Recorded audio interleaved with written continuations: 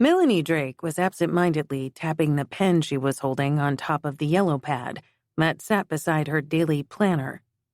Not quite 40, and living in the midst of technology, she was still hooked on pen, pencil, and paper. She was convinced the act of writing something down made a stronger connection to one's memory. It was also a popular means of communication among criminals. No electronic footprint.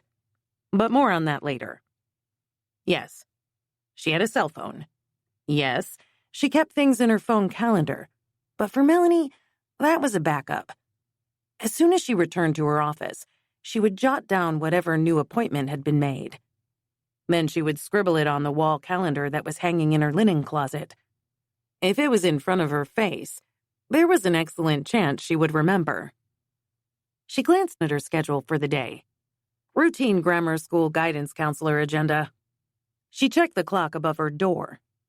The yelling, shrieking, laughing voices were about to descend on Jessie Moorer Elementary.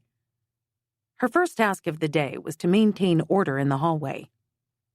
Miss Drake stood outside her office door and greeted the children as they attempted to stampede their way to their classrooms. "Good morning, everyone. Slow down, please. Mind your manners. Be polite." She must have repeated those words at least a dozen times before the early morning bell rang. Every single day.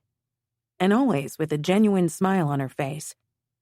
After years of investigating criminals who clearly didn't follow the rules, she believed bad behavior should be nipped in the bud, meaning at a very young age.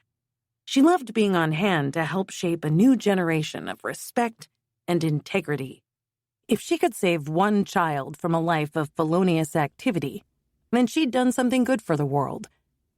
And that was why Melanie Meldrake Drake ultimately became a guidance counselor. This was the first year of Melanie's second career. Admittedly, it was a bit unusual for someone to start working in the educational system as they were about to turn 40.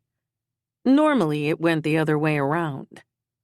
Teachers and counselors entered the field right after college and graduate work, and after 20 years, they retired or entered a different field or started a small cottage business.